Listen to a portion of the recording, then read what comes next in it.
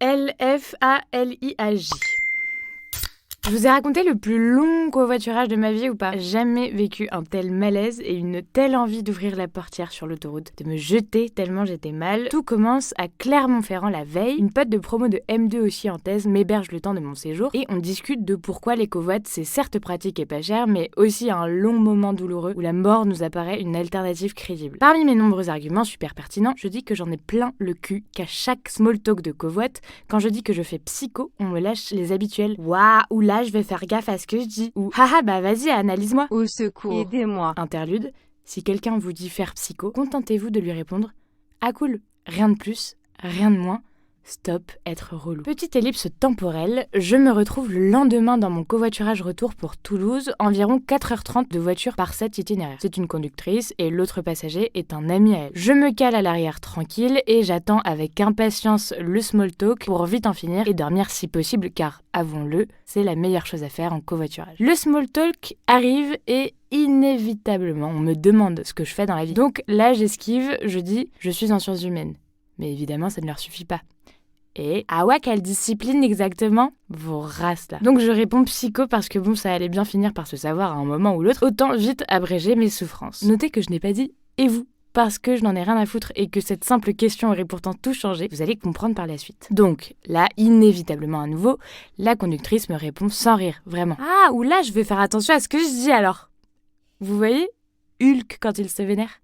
Bah moi pareil là, sans le verre et les muscles, mais j'avais envie de tout casser. C'était le « je vais faire attention à ce que je dis » de trop. Notez pour le contexte que j'étais déjà énervée parce que j'avais passé une semaine effroyable à Clermont-Ferrand. Rien à voir avec la ville en elle-même, même si, avouons-le, ce n'est pas très beau. Bref, donc je réponds « Ah ouais, haha, bien vu », en espérant qu'elle lâche un maxi coup de frein à 130 sur l'autoroute et que ma ceinture ne soit pas fonctionnelle pour abréger mes souffrances. Donc là je me dis « respire, faut que tu évacues ta haine et que tu en parles à quelqu'un. » Donc je décide de la raconter à ma pote, qui m'hébergeait vu qu'on en parlait la veille au soir. Je lui ai écrit un message très vulgaire que, par transparence, je ne vais pas censurer. Et voilà, une connasse qui me dit qu'elle va faire gaffe à ce qu'elle dit quand je dis que je suis un psycho. Putain, 10 minutes de trajet, j'en peux déjà plus, fallait que je tombe sur ça encore. Le message s'envoie, et là, je découvre non sans horreur qu'au lieu de l'envoyer à ma pote, je l'ai envoyé à la conductrice. Conductrice qui se situe donc à 45 cm de moi, dans un espace particulièrement restreint, c'est-à-dire une voiture. À ce moment-là, mon cerveau, c'est grosso modo Tchernobyl, plus Fukushima, plus une nuit avec Hanouna sous cocaïne, plus le tsunami de 2004. 1.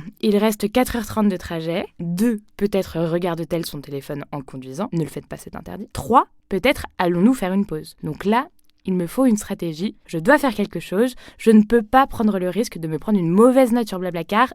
J'ai une réputation. Je réfléchis ce qui me semble être 3 heures, mais en fait, il s'est passé 12 secondes. Et je trouve la solution. La classe.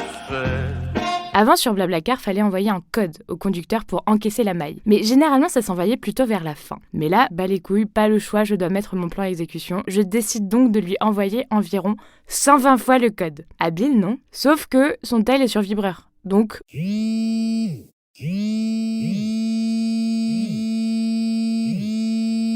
120 messages, les gars, c'était interminable. Donc là, je lui dis « Ah ouais, désolé, je t'ai envoyé le code, mais j'ai bugué. Je crois que ça te l'a envoyé en boucle. » Dans ma tête, t'es un génie, putain. Regardez ma carrure, regardez mon allure, regardez ma coiffure. Ça résolvait uniquement le cas où elle regardait son tel en conduisant. Car, bon, 120 messages à remonter en conduisant, elle l'aurait pas fait. Mais ça ne réglait pas un problème, la pause pipi. Pause qui n'arrivait pas, elle roulait non-stop. Moi derrière, j'étais pas serein du tout et chaque minute m'en paraissait 40. Vérifiez à qui vous envoyez vos messages, je vous le dis. On roule et on arrive au niveau de Montauban, c'est-à-dire à 20 minutes de Toulouse avec l'autoroute. Et là, bon, on va faire une pause. Moi, d'habitude, je ne descends pas car c'est le seul moment de répit dans ces doux road trips en enfer. Et là, je vous assure que la meuf, je ne la lâche pas de l'œil, pas une seule seconde, sauf quand elle va aux toilettes, évidemment. Et là, elle sort son téléphone et je vois qu'elle commence à faire défiler les messages. La descente d'organes était à ça, je vous jure. Bon, bref, du coup, là, ma stratégie, lui parler, occuper son attention, ce que je fais, ça semble marcher. Mais elle est aux toilettes et je ne sais pas ce qui s'est passé là-dedans. Enfin, si j'ai une vague idée, mais je parle avec son téléphone, quoi. On remonte dans la voiture, plus un mot jusqu'à l'arrivée. Je descends, je prends mes affaires. Moi, bon bah merci, bonne continuation, haha. Elle Ouais, moi. Je suis pétrie de gênance. Je ne saurais jamais si elle a vu ce message, malgré mes stratégies géniales, mais je pense que oui, vu son. Ouais. Bref, ce fut les plus longues 4h30 de ma vie, et depuis, je check 89 fois avant d'envoyer un message sensible. Croyez-le. Fin. Et vous, qui allez-vous retrouver ? Blablacar, partout où il y a une route.